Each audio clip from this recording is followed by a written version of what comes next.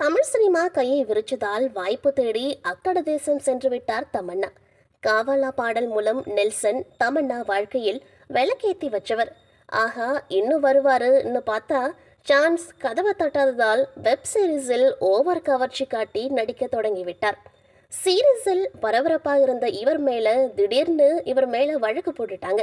அதாவது சங்கதி என்னன்னா, 2023ஆம் ஆண்டு IPL டிஜிட்டல் உரிமையை வியாகம் நிறுவனம் வாங்கி 2 ஆண்டுகளாக ஜியோ சினிமா ஆப்பிள் வியாகம் நிறுவனம் ஒளிபரப்புகிறது. ஆனால் ஃபேப்ளே IPL போட்டிகளை வியாகம் அனுமதி இல்லாமல் ஒளிபரப்பு செய்கின்றது. இவர்கள் மேல் வியாகம் நிறுவனம் வழக்கு போட்டுள்ளது. இதுக்கு தமன்னாவுக்கு என்ன சம்மதம் அப்படின்னு கேட்குறீங்களா?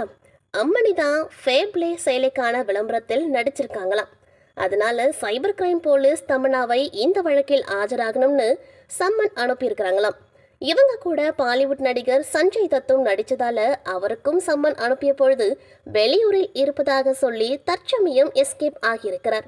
பணம் வந்தா போதும்னு வாண்டடா வலையில் சிக்கிட்டார்.